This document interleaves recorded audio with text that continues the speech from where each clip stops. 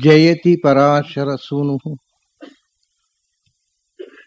ಸತ್ಯವತಿ ಹೃದಯ ನಂದನೋ ವ್ಯಾಸ ಯಸ್ಯ ಆಸ್ಯ ಕಮಲಗಲಿತಂ ವಾಂಗ್ಮಯಮೃತಂ ಜಗತ್ ಪಿಬತಿ ಭುಜಗ ಭೋಗಾಭಮುದ್ಯಮ್ಯ ಹೃದಯಂ ನಿಜಭುಜಂ ದಕ್ಷಿಣಂ ಲಕ್ಷಣಾಢ್ಯಂ ಲಲಿತ ಮುದ್ರಿಕ್ತ ವಿಜ್ಞಾನ ಮುದ್ರಂ ಭಜ ಭಜ ಅನಂತಮಿತ್ಯಾಲಪಂತಂ ಪ್ರಣತವಾನ್ ಪ್ರಾಣಿನಾಂ ಪ್ರಾಣಭೂತಂ ಪ್ರಣತಿಭಿಃ ಪ್ರೀಣಯೇ ಪೂರ್ಣಬೋಧಂ ಭವದವೋಷ್ಣೇನ ತಾತಪ್ಯಮಾನಾನ್ ಭುವಿ ಪರಂ ನಾಥಂ ಅಪ್ರೇಕ್ಷಮಾಣಾನ್ ಭುವನಮನ್ಯೇನ ಚ ಅನ್ಯೇನ ದೋಷ್ಣಾ ಭವತು ಭೀರ್ಮಾ ಇತಿ ನ ಸಾಂತ್ವಯಂತಂ ಪ್ರಣತವಾನ್ ಪ್ರಾಣಿನಾಂ ಪ್ರಾಣಭೂತಂ ಪ್ರಣತಿಭಿಃ ಪ್ರೀಣಯೇ ಪೂರ್ಣಬೋಧಂ ಕೂಜಂತಂ ರಾಮರಾಮೇತಿ ಮಧುರಂ ಮಧುರಾಕ್ಷರಂ ಆರುಹ್ಯ ಕವಿತಾ ಶಾಖಾಂ ವಂದೇ ವಾಲ್ಮೀಕಿ ಕೋಕಿಲಂ. ನನ್ನ ಅಧ್ಯಾತ್ಮ ಬಂಧುಗಳೇ, ದಶರಥನ ಜೀವನದ ತುಡಿತಗಳು, ಅದರಿಂದ ಆಗಿರತಕ್ಕಂಥ ಸಮಸ್ಯೆ, ಅದರ ಒಂದು ಪೂರ್ವಮುಖವನ್ನು ನಾವು ಈ ಮೊದಲು ನೋಡಿದ್ದೆವು. ಮುಂದೆ 4 ಜನ ಮಕ್ಕಳು ಹುಟ್ಟಿದರು, ಅವರ ಅನುಕ್ರಮವನ್ನು ನೋಡಿದೆವು. ಅದರ ನಂತರ ರಾಮಚಂದ್ರ ಲಕ್ಷ್ಮಣನನ್ನು ವಿಶ್ವಾಮಿತ್ರರು ಕರ್ಕೊಂಡು ಹೋದರು. ಅಲ್ಲಿಂದ ಯಜ್ಞ ವಿಘ್ನ ಪರಿಹಾರಕ್ಕೆ ಕರ್ಕೊಂಡು ಹೋದವರಿಗೆ ಜನಕನ ಬಳಿ ಕರ್ಕೊಂಡು ಹೋದರು. ದಾರಿಯಲ್ಲಿ ಅಹಲ್ಯೋದ್ಧಾರ ಆಯಿತು. ಅಲ್ಲಿಂದ ಜನಕರಾಜ ಸಭೆಯಲ್ಲಿ ಶಿವಧನುಸ್ಸನ್ನು ರಾಮಚಂದ್ರ ಮುರಿದ, ಸೀತೆಯ ವಿವಾಹ ಆಯಿತು. ತಮ್ಮಂದಿರಿಗೂ ಲಕ್ಷ್ಮಣನಿಗೆ ಊರ್ಮಿಳ, ಭರತನಿಗೆ ಮಾಂಡವಿ, ಜನಕನಿಗೆ ಯಜ್ಞ ಶಾಲೆಯಲ್ಲಿ ಭೂಮಿಯಲ್ಲಿ ಹುಟ್ಟಿದವಳು ಸೀತೆ. ಅವಳು ಹೆಂಡತಿಯಿಂದ ಗರ್ಭಜಾತೆ ಅಲ್ಲ, ಅವಳ ಹೆಸರು ಸೀತಾ ಅಂತ. ಸೀತಾ ಅಂದರೆ ಅದು ಒಂದು ಸಂಸ್ಕೃತದಲ್ಲಿ ಒಂದು ಅಬ್ರಿವಿಯೇಷನ್. ಅದು ಸೀರಜಾತ ಅನ್ನೋದರ ಅಬ್ರಿವಿಯೇಷನ್ ಸೀತಾ ಅಂತ. ಸುರುವಿನ ಮತ್ತು ಕೊನೆಯ ಅಕ್ಷರವನ್ನ ಮಾತ್ರ ಹೇಳ್ತಾರೆ. ಸೀರಜಾತ ಅದರ ಸೀತಾ ಆಯಿತು. ಸೀತಾ ಅಂತ ಅನ್ನೋದು ಲೋಕದಲ್ಲಿ ನಿಮಗೆ ಅರ್ಥ ಏನು ಅಂದರೆ, ಗದ್ದೆಯನ್ನು ಉಳ್ತೇವಲ್ಲ, ಆ ಉಳುವಾಗ ನೇಗಿಲಿನ ಧಾರೆ ಬೀಳುತ್ತಲ್ಲ, ಅದು ಸೀರ ಅಂದರೆ ನೇಗಿಲು ಸಂಸ್ಕೃತದಲ್ಲಿ. ಅದರಿಂದ ಗದ್ದೆಯಲ್ಲಿ ಒಂದು ಧಾರೆ ಬೀಳುತ್ತೆ, ಗೆರೆ ಬೀಳುತ್ತೆ. ಆ ನೇಗಿಲಿನ ಗೆರೆಗೆ ಸೀತಾ ಅಂತ ಹೆಸರು. ಸೀತಾ ಲಾಂಗಲ ಪದ್ಧತಿ ಅಂತ. ಯಾಕೆಂದರೆ ಅದು ಸೀರದಿಂದ ಹುಟ್ಟಿದ್ದು, ನೇಗಿಲಿನಿಂದ ಹುಟ್ಟಿದ್ದು. ಇವಳು ನೇಗಿಲಿನಿಂದ ಉಳುವಾಗ ಸಿಕ್ಕಿದ ಹುಡುಗಿ, ಅದರಿಂದ ಸೀರಜಾತ ಸೀತಾ ಅಂತ ಹೆಸರಿಟ್ರು. ಅವನಿಗೆ ಅನಂತರ ಒಬ್ಬಳು ಮಗಳು ಹುಟ್ಟಿದ್ಲು. ಯಜ್ಞ ಮಾಡಿದ ಮೇಲೆ ಒಬ್ಬಳು ಮಗಳು ಹುಟ್ಟಿದ್ಲು. ಅವಳ ಹೆಸರು ಊರ್ಮಿಳಾ ಅಂತ. ಜನಕನ ಮಗಳು ಅಂದರೆ ಅವಳು ಗರ್ಭಜಾತೆ, ಅಯೋನಿಜೆ ಅಲ್ಲ. ಜನಕರಾಜನ ಹೆಸರು ಜನಕ ಅಲ್ಲ, ಅದು ಮನೆತನದ ಹೆಸರು. ನಾವೆಲ್ಲಿ ಉಪಾಧ್ಯಾಯ, ಆಚಾರ್ಯ, ಭಟ್ಟ ಅಂತೆಲ್ಲ ಹೇಳ್ತೇವಲ್ಲ, ಹಾಗೆ ಸರ್ನೇಮ್ ಅದು. ಅವನ ಹೆಸರು ಸೀರಧ್ವಜ ಅಂತ. ಅವನ ತಮ್ಮ ಇದ್ದ ಒಬ್ಬ ಜನಕನಿಗೆ, ಅವನ ಹೆಸರು ಕುಶಧ್ವಜ ಅಂತ. ಅವನಿಬ್ಬರು ಹುಡುಗಿಯರಿದ್ದರು, ಮಾಂಡವಿ ಶ್ರುತಕೀರ್ತಿ ಅಂತ. ಅವರನ್ನೇ ಭರತ ಶತ್ರುಘ್ನರು ಮದುವೆಯಾದರು. ಜನಕರಾಜನ 2 ಮಕ್ಕಳನ್ನ ರಾಮಲಕ್ಷ್ಮಣರು ಮದುವೆಯಾದರು. ಜನಕರಾಜನ ತಮ್ಮನ 2 ಹುಡುಗಿಯರನ್ನ ಭರತ ಶತ್ರುಘ್ನರು ಮದುವೆಯಾದರು. ಅವು ಎಲ್ಲ ಅಕ್ಕ ತಂಗಿಯರೇ, ಸೀತಾ, ಊರ್ಮಿಳಾ. ರಾಮಚಂದ್ರನಿಗೆ ಬಹಳ ಪ್ರಾಯ ಇಷ್ಟು ಬೇಗ ಮದುವೆ ಆಗೋ ಸಂಪ್ರದಾಯ ಆಮೇಲೆ ನಮ್ಮ ದೇಶದಲ್ಲಿ ನಿಮ್ಮ ಮಹಾಭಾರತದಲ್ಲಿ ಸಿಗೋಲ್ಲ. ರಾಮಚಂದ್ರನಿಗೆ ಮದುವೆ ಆಗುವಾಗ 14 ತುಂಬಿತ್ತಷ್ಟೇ. ವಿಶ್ವಾಮಿತ್ರರು ರಾಮನನ್ನ ತನ್ನ ಯಜ್ಞ ರಕ್ಷಣೆಗೆ ಕರ್ಕೊಂಡು ಹೋಗುವಾಗ ದಶರಥ ಹೇಳ್ತಾನೆ, ನಾನು ಮಗನನ್ನು ಕಳಿಸೋಲ್ಲ, ನಾನೇ ಬರ್ತೀನಿ. ಯಾಕೆಂದ್ರೆ ಊನಷೋಡಶ ವರ್ಷೋ ಮೇ ರಾಮೋ ರಾಜೀವ ಲೋಚನಃ, ನಮ್ಮ ಹುಡುಗನಿಗೆ ಇನ್ನೂ 16 ಆಗಿಲ್ಲ ಅಂತ. ಅರೆ 16 ಆಗಿಲ್ಲ ಅಂತ 14 ಆದದ್ದಷ್ಟೇ, 16 ಆಗಿಲ್ಲ ಅಂತ ಯಾಕೆ ಹೇಳಿದ ಅಂದರೆ, ನಮ್ಮಲ್ಲಿ ಉಂಟಲ್ಲ, ಓಟ್ ಹಾಕ್ಬೇಕಾದ್ರೆ ಮೇಜರ್ ಆಗಬೇಕು, ಮೇಜರ್ ಆಗ್ಬೇಕಾದ್ರೆ 18 ಆಗಬೇಕು. ಆ ಕಾಲದಲ್ಲಿ ಅಷ್ಟು ನಿಧಾನವಾಗಿ ಮೇಜರ್ ಆಗ್ತಿರ್ಲಿಲ್ಲ, ಬೇಗ ಮೇಜರ್ ಆಗ್ತಿದ್ರು. 16 ವರ್ಷಕ್ಕೆ ಮೇಜರ್ ಆಗೋದು. ನಮ್ಮ ಹುಡುಗ ಇನ್ನೂ ಮೈನರು ಅಂತ, ಮೇಜರ್ ಆಗಲಿಲ್ಲ ಅಂತ 16 ವರ್ಷ ಆಗಿಲ್ಲ, ಇನ್ನೂ 16 ಆಗಲಿಲ್ಲ, ಹೇಗೆ ಕಳಿಸ್ಲಿ ಅಂತ ಕೇಳ್ತಾನೆ. ನಿಜವಾಗಿ 16 ಅಲ್ಲ, 15 ಹಿಡಿದಿತ್ತ ಅಷ್ಟೇ, 14 ತುಂಬಿತ್ತು ಮದುವೆ ಆಗುವಾಗ. ಸೀತೆಗೆ 7 ವರ್ಷ ಮದುವೆ ಆಗುವಾಗ, ರಾಮನಿಗೆ 14 ವರ್ಷ. ಅಂದರೆ ಆ ಕಾಲದಲ್ಲಿ ಬಹಳ ಆಶ್ಚರ್ಯ, ಅಷ್ಟು ಚಿಕ್ಕ ವಯಸ್ಸಿನಲ್ಲಿ ಒಂಥರದ ಒಂದು ಪ್ರಬುದ್ಧತೆ, ದೈಹಿಕವಾಗಿ ಮತ್ತು ಮಾನಸಿಕವಾದ ಪ್ರಬುದ್ಧತೆ ಇತ್ತು. ಅದನ್ನು ನೀವು ಭಾರತದ ಕಾಲಕ್ಕೆ ಬಂದರೆ, ಕೃಷ್ಣಾವತಾರದ ಕಾಲದಲ್ಲಿ ಬಂದರೆ, ಅಲ್ಲಿ 14 ವರ್ಷ 7 ವರ್ಷದ ಮದುವೆ ಕಥೆ ಇಲ್ಲವೇ ಇಲ್ಲ. ಅಲ್ಲಿಂದ ಬಹಳ ಪ್ರಬುದ್ಧರಾದ ಮೇಲೇನೆ ವಿವಾಹದ ಕಥೆ ನೋಡ್ತೇವೆ ಅಲ್ಲಿ ನಾವು. ರಾಮನಿಗೆ 14 ಆದರೆ ಲಕ್ಷ್ಮಣನಿಗೂ ಆವತ್ತೇ ಒಂದೇ ದಿವಸ ಮದುವೆ ಆದ್ದು. 4 ಜನರಿಗೂ ಒಂದೇ ಮಂಟಪದಲ್ಲಿ ಒಂದೇ ದಿವಸ ಮದುವೆ ಆದ್ದು. ಲಕ್ಷ್ಮಣ ಅವನಿಗಿಂತ ಒಂದು 4 ತಿಂಗಳಿಗೆ ಸಣ್ಣ. ಹೇಳಿದೆ ನಾನು, ಮೇಷ, ವೃಷಭ, ಮಿಥುನ, ಕರ್ಕಾಟಕ, ಕುಳೀರೇ ಅಭ್ಯುದಿತೆ ರವವು ಅಂತ ಸ್ಪಷ್ಟ ವಾಲ್ಮೀಕಿ ಹೇಳಿದ್ದಾರೆ. ಇಷ್ಟು ಹೇಳಿಯೂ ಬಹಳ ಜನರಿಗೆ ಅರ್ಥ ಆಗಲಿಲ್ಲ. ಅದು ಕರ್ಕಾಟಕದಲ್ಲಿ ಸೂರ್ಯೋದಯ ಅಂದರೆ ಕರ್ಕಾಟ ಮಾಸದಲ್ಲಿ, ಕರ್ಕಾಟಕದಲ್ಲಿ ಸೂರ್ಯೋದಯ ಕರ್ಕಾಟಕ ಮಾಸದಲ್ಲಿ, ಮೇಷ ಮಾಸದಲ್ಲಿ ರಾಮ ಹುಟ್ಟಿದ್ದು, ಕರ್ಕಾಟಕ ಮಾಸದಲ್ಲಿ ಲಕ್ಷ್ಮಣ ಹುಟ್ಟಿದ್ದು, ಮರು ದಿವಸ ಅಲ್ಲ. ಅದರಿಂದ 4 ತಿಂಗಳು ಚಿಕ್ಕವ, ಅವನಿಗೂ ಅವತ್ತೇ ಮದುವೆ. ಆಮೇಲೆ ಪುಷ್ಯ ಮಾಸದಲ್ಲಿ ಅಂದರೆ ಮತ್ತೊಂದು 5-6 ತಿಂಗಳ ನಂತರ ಭರತ ಹುಟ್ಟಿದವ, ಅವನಿಗೂ ಅವತ್ತೇ ಮದುವೆ. ಅದರ ನಂತರದ ಕರ್ಕಾಟಕದಲ್ಲಿ ಅಂದರೆ 1 ವರ್ಷ 4 ತಿಂಗಳು ಚಿಕ್ಕ ರಾಮನಿಗಿಂತ, ಅವನಿಗೆ 12 ವರ್ಷ ಚಿಲ್ಲರೆ ಶತ್ರುಘ್ನ, ಅವನಿಗೂ ಅವತ್ತೇ ಮದುವೆ ಆಯಿತು. ಸೀತೆಗೆ 7 ವರ್ಷ ಆದರೆ ಉಳಿದವರು ಇನ್ನೂ ಕಮ್ಮಿಯವರು ಇರಬೇಕಲ್ಲ, ತಂಗಿಯಂದರು ಎಲ್ಲ 6-5 ವರ್ಷ ಇರ್ಬೇಕು. 5, 6, 7 ವರ್ಷದ ಹುಡುಗಿಯರು, 12, 13, 14 ವರ್ಷದ ಹುಡುಗರು. ವಿಚಿತ್ರ. ಆದರೆ ಆ ವಯಸ್ಸಿನಲ್ಲಿ ಅವರಿಗಿದ್ದಂಥ ಪ್ರಬುದ್ಧತೆ, ನಿಮಗೆ ಮುಂದೆ ಬರ್ತದೆ ಒಂದು ಮಾತು, ಈಗ ಪ್ರಸಂಗ ಬಂತು ಅಂತ ಹೇಳ್ತೇನೆ ನಾನು. ಸೀತೆ ಹತ್ತಿರ ರಾಮ ಕಾಡಿಗೆ ಹೋಗುವಾಗ ಸೀತೆಯನ್ನು ಮನೆಯಲ್ಲಿ ಬಿಟ್ಟು ಹೋಗೋದು ಅಂತ ಅವನ ಆಲೋಚನೆ. ಮತ್ತೆ ಸೀತೆ ಕಾಡಿಗೆ ಹೋಗ್ತಾಳೆ, ಬಿಟ್ಟು ಹೋಗೋದು ಅಂತ ಆಲೋಚನೆಯಲ್ಲಿ ರಾಮ ಹೇಳ್ತಾನೆ, ಅತ್ತೆ ಮಾವಂದಿರನ್ನ ಚೆನ್ನಾಗಿ ನೋಡ್ಕೋ, ಅವರಿಗೆ ನೋವಾಗುವಂತೆ ವರ್ತಿಸಬೇಡ. ಎಲ್ಲಕ್ಕಿಂತ ಹೆಚ್ಚು ಭರತ ನಿನ್ನ ಭಾವಮೈದುನ ಅಷ್ಟೇ ಅಲ್ಲ, ಅವನು ಈ ದೇಶದ ರಾಜ ಅನ್ನೋದನ್ನು ಎಚ್ಚರ ಇಟ್ಟು ವ್ಯವಹಾರ ಮಾಡು. ಸಲಿಗೆಯಿಂದ ಅವನ ಬಗ್ಗೆ ಏನೂ ಹೇಳಿಬೇಡ. ಸಾಮಾನ್ಯವಾಗಿ ಹೆಣ್ಮಕ್ಳು ಏನು ಅಂದರೆ, ಅವನು ಇದನ್ನು ಎತ್ತಿ ಹೇಳ್ತಾನೆ ರಾಮಚಂದ್ರ, ಅಲ್ಲಿ ನಾನು ಕಾಡಿಗೆ ಹೋದ ಮೇಲೆ, ಭರತ ರಾಜ ಆದಮೇಲೆ ನಮ್ಮ ಯಜಮಾನರಿದ್ರೆ ಹೀಗೆ ಮಾಡ್ತಿರ್ಲಿಲ್ಲ ಅಂತ ನನ್ನನ್ನು ಕಂಪೇರ್ ಮಾಡಿ ಮಾತಾಡಬೇಡ, ನೋವಾಗುತ್ತೆ ಭರತನಿಗೆ. ನೋಡಿ ಅವನ ಎಚ್ಚರ ನೋಡಿ, ನಮ್ಮ ಯಜಮಾನರಾದ್ರೆ ಹೀಗೆ ಮಾಡ್ತಿರ್ಲಿಲ್ಲ ಅಂತ ಸಹಜವಾಗಿ ಹೆಣ್ಮಕ್ಳು ಬಾಯಲ್ಲಿ ಬಂದ್ಬಿಡುತ್ತೆ. ಹಾಗೆ ಎಂದೂ ನನ್ನನ್ನು ಹೊಗಳಿ ಭರತನನ್ನು ಸಣ್ಣವನನ್ನಾಗಿ ಮಾಡಿ ಮಾತಾಡಬೇಡ, ಅವನು ದೇಶದ ರಾಜ ಅಂತೆಲ್ಲ ರಾಮಚಂದ್ರ ಹೇಳ್ತಾನೆ. ಆವಾಗ ಸೀತೆ ಹೇಳುವ ಮಾತು ಇದು ಮುಂದೆ ಬರಬೇಕಾದ ಪ್ರಸಂಗ. ನಾವು ಕಥೆ ಹೇಳ್ತಾ ಇಲ್ವಲ್ಲ, ವಿಷಯ ಒಂದೊಂದು ವ್ಯಕ್ತಿತ್ವದ ಚಿತ್ರಣ ಮಾಡುವಾಗ ಅವಳು ಹೇಳ್ತಾಳೆ, ಸೀತೆ ಅನುಶಿಷ್ಟಾಸ್ಮಿ ಮಾತ್ರ ಚ ಪಿತ್ರ ಚ ವಿವಿಧಾಶ್ರಯಂ ನಾಸ್ಮಿ ಸಂಪ್ರತಿ ವಕ್ತವ್ಯ ವರ್ತಿತವ್ಯಂ ಯಥಾ ಮಯ. ಅವಳು ತಕ್ಷಣ ಹೇಳ್ತಾಳೆ ಗೊತ್ತುಂಟಾ, ದಯವಿಟ್ಟು ನಿಮ್ಮ ಉಪದೇಶವನ್ನು ನಿಲ್ಲಿಸಿ ಅಂತ ಹೇಳ್ತಾಳೆ. ಇವನು ಬುದ್ಧಿವಾದ, ನಿಮ್ಮ ಪಾಠ ನೀತಿ ಪಾಠವನ್ನು ನಿಲ್ಲಿಸಿ. ಯಾಕೆಂದರೆ ಗಂಡನ ಮನೆಗೆ ಹೋದಾಗ ಗಂಡನ ಮನೆಯಲ್ಲಿ ಗಂಡನ ಜೊತೆಗೆ, ಮೈದುನಂದಿರ ಜೊತೆಗೆ, ಭಾವಂದಿರ ಜೊತೆಗೆ, ನಾದಿನಿಯರ ಜೊತೆಗೆ, ಅತ್ತೆ ಮಾವಂದಿರ ಜೊತೆಗೆ ಹೇಗೆ ನಡ್ಕೋಬೇಕು ಅಂತ ನಮ್ಮ ತಾಯಿ ಮನೆಯಲ್ಲಿ ನನಗೆ ಒಳ್ಳೆಯ ತರಬೇತಿ ಆಗಿದೆ, ನೀವು ಪಾಠ ಹೇಳೋದು ಬೇಡ ಅಂತ ಹೇಳ್ತಾಳೆ. ಅನುಶಿಷ್ಟಾಸ್ಮಿ, ನಮ್ಮ ತಂದೆ ತಾಯಿ ನಮಗೆ ಒಳ್ಳೆಯ ಸಂಸ್ಕಾರ ಕೊಟ್ಟು ಕಳಿಸಿದ. ನೋಡಿ 7 ವರ್ಷದ ಹುಡುಗಿ ಹೇಳೋ ಮಾತಿದು. 7 ವರ್ಷದಲ್ಲೇ ಗಂಡನ ಮನೆಯಲ್ಲಿ ಹೇಗೆ ನಡ್ಕೋಬೇಕು, ಯಾರ ಜೊತೆಗೆ ಹೇಗೆ ನಡ್ಕೋಬೇಕು ಅನ್ನುವಂಥ ಶಿಕ್ಷಣ ಇದ್ದ ಹುಡುಗಿ ನಾನು ಅಶಿಕ್ಷಿತಳಾದ ಹೆಣ್ಮಗಳಲ್ಲ, ನೀನು ಈಗ ನೀತಿ ಪಾಠ ಹೇಳುವುದು ಬೇಡ ಅಂತ ಹೇಳ್ತಾಳೆ. ಅಷ್ಟು ಪ್ರಬುದ್ಧತೆ ಅಷ್ಟು ವಯಸ್ಸಿನಲ್ಲಿ.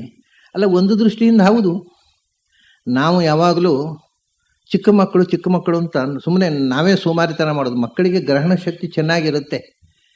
ನಾನು ಹಿಂದೆ ಪ್ರಾಯ ಇದೇ ವೇದಿಕೆಯಲ್ಲಿ ಹೇಳಿದ ನೆನಪು ನನಗೆ. ನನ್ನ 4ನೇ ವಯಸ್ಸಿನಲ್ಲಿ ವಿಷ್ಣು ಸಹಸ್ರನಾಮವನ್ನು ಪೂರ್ತಿ ಅದರ ಅಲ್ಪಪ್ರಾಣ ಮಹಾಪ್ರಾಣ ಒತ್ತಕ್ಷರಗಳನ್ನು ಚೂರೂ ಲೋಪ ಇಲ್ಲದೆ ಹೇಳ್ತಿದ್ದೆ ನಾನು. ಈಗ 4ನೇ ವಯಸ್ಸಿನಲ್ಲಿ ಅವು ಮಾತಾಡಿಕ್ ಬರೋದಿಲ್ಲ ಮಕ್ಕಳಿಗೆ ಸರಿಯಾಗಿ, ಅಲ್ಪಪ್ರಾಣ ಮಹಾಪ್ರಾಣ. ಶಾಲೆ ಹೋದ ಮೇಲೂ ಬರೋಲ್ಲ. ಯಾಕೆಂದ್ರೆ ಅಯ್ಯೋ ಪಾಪ ಮಗು ಅದಕ್ಕೇನೋ ಕಷ್ಟ ಆಗತ್ತೆ, ನಾವೇ ಕಲಿಸೋಲ್ಲ. ಚಿಕ್ಕ ವಯಸ್ಸಿನಲ್ಲಿ ನಾವು ಕಲಿಸಿದರೆ ದೊಡ್ಡವರಾಗಾದಾಗ ಕಲಿಯುವುದಕ್ಕಿಂತ ಬೇಗ ಕಲಿತಾರೆ ಮಕ್ಕಳು. ಸಂಸ್ಕೃತ ಭಾಷೆಯನ್ನ ನೀವು 3-4 ವರ್ಷದಲ್ಲಿ ಕಲಿಸಿಬಿಟ್ರೆ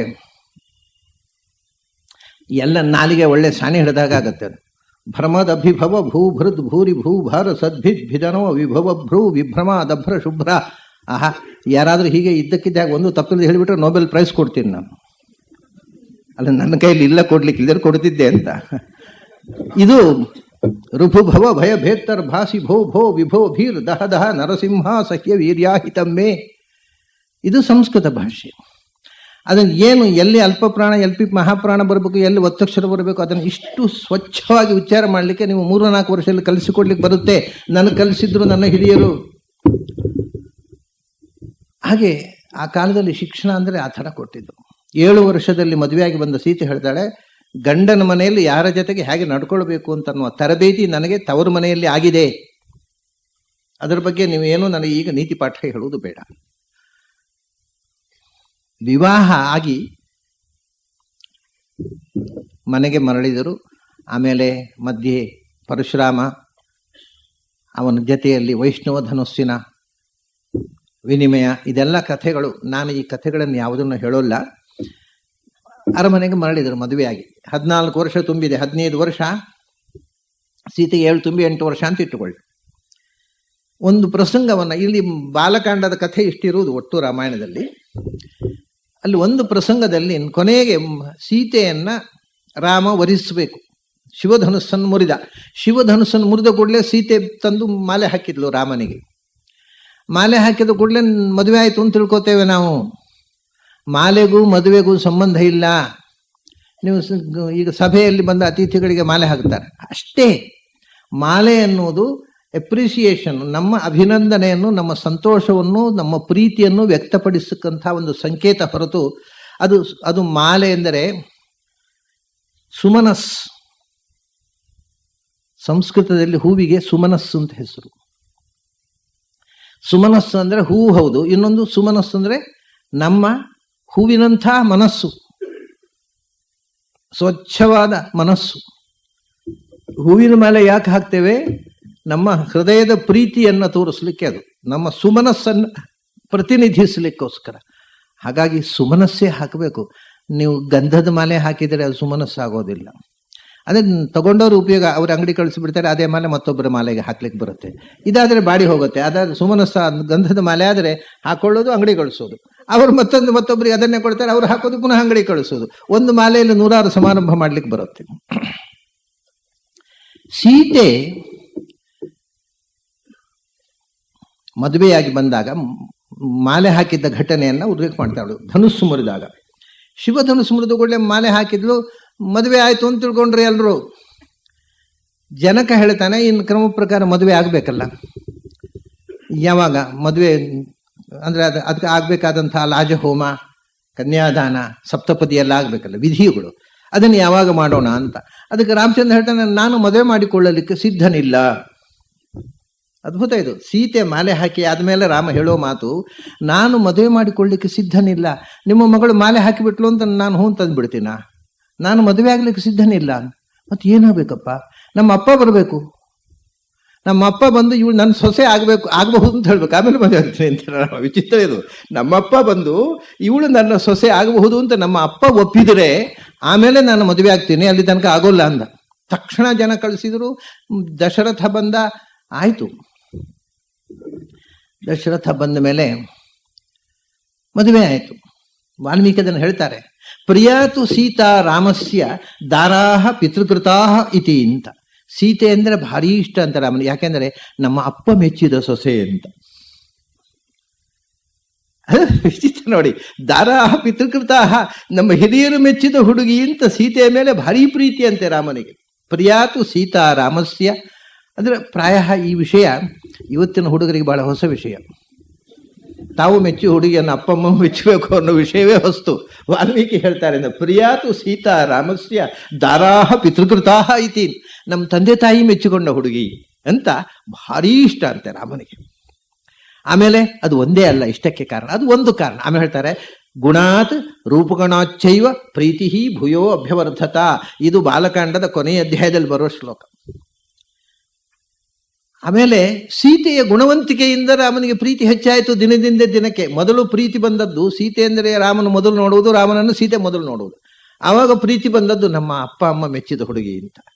ಆಮೇಲೆ ಮದುವೆಯಾಗಿ ಮನೆಗೆ ಹೋದ ಮೇಲೆ ಆಕೆಯ ಗುಣವಂತಿಕೆಯಿಂದ ಪ್ರೀತಿ ಭೂಯೋ ದಿನದಿಂದ ದಿನಕ್ಕೆ ಪ್ರೀತಿ ಬೆಳೆಯಿತಂತೆ. ಪರಿಚಯ ಹೆಚ್ಚಾದ ಹಾಗೆ ಎರಡೇ ಆಗೋದು. ಮದುವೆ ಆದ್ಮೇಲೆ ಪರಿಚಯ ಹೆಚ್ಚಾದಾಗ ಒಂದು ಪ್ರೀತಿ ಕಮ್ಮಿ ಆಗೋದು, ಒಂದು ಹೆಚ್ಚಾಗೋದು. ಇಲ್ಲಿ ಏನಾಯ್ತು, ಹೆಚ್ಚಾಯಿತು. ಪರಿಚಯ ಹೆಚ್ಚಿದ ಹಾಗೆ ಆಕೆಯ ಗುಣವಂತಿಕೆ, ಆಕೆಯ ಒಂದು ಸಜ್ಜನಿಕೆ ನೋಡಿ, ಆಕೆಯ ಸ್ವಭಾವ ನೋಡಿ, ಎಂಥ ಗುಣವಂತಿಕೆಯ ಹೆಣ್ಣು ಅಂತ ರಾಮನಿಗೆ ದಿನದಿಂದ ದಿನಕ್ಕೆ ಎರಡು ಪ್ರೀತಿ ಹೆಚ್ಚ. ಗುಣಾತ್ ರೂಪಗುಣಾಚ್ಚಾಪಿ ಅಂತ, ಮನಸ್ಸಿನ ಸೌಂದರ್ಯ ಮತ್ತು ದೇಹದ ಸೌಂದರ್ಯ, ಇದು ಎರಡನ್ನು ಹೇಳ್ತಾರೆ ವಾಲ್ಮೀಕಿ.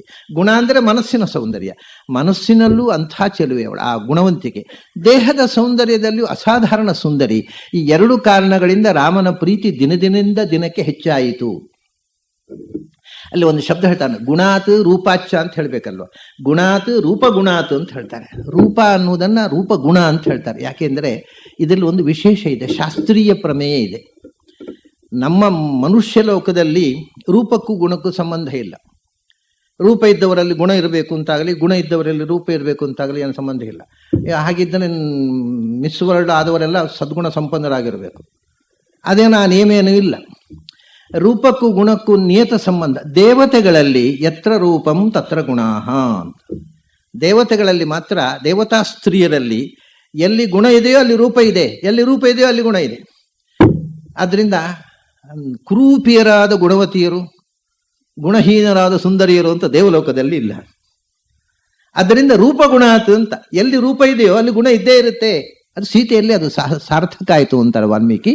ಹೀಗಾಗಿ ದೇಹ ಸೌಂದರ್ಯ ಮತ್ತು ಬೌದ್ಧಿಕವಾದಂಥ ಸೌಂದರ್ಯ ಅಂದರೆ ಗುಣವಂತಿಕೆ, ಈ ಎರಡರಿಂದ ಮತ್ತು ಹಿರಿಯರು ಮೆಚ್ಚಿದ ಹೆಣ್ಣು ಅನ್ನುವ ಕಾರಣದಿಂದ ಸೀತೆಯ ಮೇಲೆ ರಾಮನ ಪ್ರೀತಿ ದಿನದಿಂದ ದಿನಕ್ಕೆ ಹೆಚ್ಚುತ್ತಾ ಹೋಯಿತು. ಮದುವೆ ಆದದ್ದು 15ನೇ ವಯಸ್ಸಿಗೆ ಅಂತ ಹೇಳಿದೆ ನಾನು. ಸೀತೆಗೆ 7 ತುಂಬಿ 8 ಹಿಡಿದಿರ್ಬೋದು, ಇವನಿಗೆ 14 ತುಂಬಿ 15. ಆಮೇಲೆ ಪಟ್ಟಾಭಿಷೇಕದ ಕಥೆ ತಕ್ಷಣ ಆದದ್ದಲ್ಲ. ಬಹಳ ಜನರು ಮದುವೆ ಆಗಿ ಬಂದರು, ಮದುವೆ ಆದ ಕೂಡಲೇ ಪಟ್ಟಾಭಿಷೇಕ ಅಲ್ಲ. ಆಮೇಲೆ 12 ವರ್ಷ ಸೀತೆಯ ಜೊತೆಗೆ ಅಯೋಧ್ಯೆಯಲ್ಲಿ ರಾಮಚಂದ್ರ ಇದ್ದ. 12 ವರ್ಷ ಮದುವೆ ಆದ್ಮೇಲೆ. ಸೀತೆಗೆ 19ನೇ ವರ್ಷ ನಡೀತಾ ಇದೆ. 7, 12, 19. ರಾಮನಿಗೆ 15, 12, 27. ಸೀತೆಗೆ 19, ರಾಮನಿಗೆ 27 ವಯಸ್ಸಾದಾಗ ದಶರಥನಿಗೆ ಪಟ್ಟಾಭಿಷೇಕ ಮಾಡಬೇಕು ಅನ್ನೋ ಯೋಚನೆ ಬಂದದ್ದು. 12 ವರ್ಷ ಆರಾಮಾಗಿದ್ದು, ಏನೂ ಸಮಸ್ಯೆ ಇಲ್ಲ. ಆದರೆ ಆವಾಗಲೂ ಕೂಡ ದಶರಥ ಒಂದು ಸಣ್ಣ ರಾಜಕೀಯ ಮಾಡಿದ್ದ. ಏನು ಅಂದರೆ, ಭರತ ಶತ್ರುಘ್ನರನ್ನ ಪ್ರಾರಂಭದಿಂದ ಕೇಕೆ ದೇಶಕ್ಕೆ ಕಳಿಸ್ಬಿಡೋದು, ನಿನ್ನ ಅಜ್ಜನ ಮನೆಯಲ್ಲಿರುವಂತ. ಭರತನನ್ನು ಕಳಿಸೋದು, ಶತ್ರುಘ್ನ ಒಟ್ಟಿಗೆ ಹೋಗ್ತಿದ್ದ. ಯಾಕೆಂದ್ರೆ ಭರತ ಅಯೋಧ್ಯೆಯಲ್ಲಿ ಎಸ್ಟಾಬ್ಲಿಷ್ ಆಗಬಾರದು, ನಾಳೆ ಪಟ್ಟಾಭಿಷೇಕಕ್ಕೆ ತೊಂದರೆ ಆಗುತ್ತೆ ಅನ್ನೋದು ಸಣ್ಣ ರಾಜಕೀಯ. ಭರತ ಶತ್ರುಘ್ನನ್ನ ಮೊದಲಿನಿಂದಲೂ ಅಲ್ಲಿ ಕಳಿಸಿಬಿಡ್ತಿದ್ದ. ಅವ್ರಿಗೆ ಪಾಪ ಮೊಮ್ಮಗ ಅಂತ ಅಶ್ವಪತಿಗೆ ಸಂತೋಷ. ಸರಿ, ಮದುವೆ ಆದ ಮೇಲೆ ಕೂಡ ಇಲ್ಲಿ ಇಟ್ಕೊಳ್ಬೇಕಿತ್ತ. ಮದುವೆ ಆಗಿ ಬಂದ ಮೇಲೆ ಕೂಡ ನೀವು ಗಂಡ ಹೆಂಡತಿ ಅಲ್ಲೇ ಇರಿ ಕಳಿಸ್ಬಿಟ್ಟಿತ್ತು. ಭರತ ಶತ್ರುಘ್ನರು ಅವರ ಪತ್ನಿಯರ ಜೊತೆಗೆ ಕೇಕೆ ದೇಶದಲ್ಲಿದ್ದರು, ಇಲ್ಲಿರ್ಲಿಲ್ಲ, ಅಯೋಧ್ಯೆಯಲ್ಲಿ. ಸರಿ, 10-12 ವರ್ಷ ತನಕವೂ ಸುಮ್ಮನೆ ಕೂತ. 10-12 ವರ್ಷ ಆದಮೇಲೆ ರಾಮಚಂದ್ರನ ಗುಣವಂತಿಕೆಯನ್ನ ಜನ ಮೆಚ್ಚುವುದನ್ನು ಅಬ್ಸರ್ವ್ ಮಾಡ್ತಾ ಇದ್ದಾನೆ. 27ನೇ ವರ್ಷದ ಹುಟ್ಟುಹಬ್ಬ,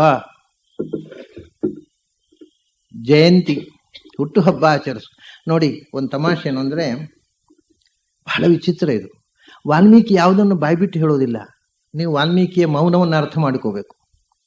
ಒಂದು 27ನೆಯ ಹುಟ್ಟುಹಬ್ಬದ ದಿವಸ ಒಂದು ಸಭೆ ಕರೆದ ವಾಲ್ಮೀಕಿ.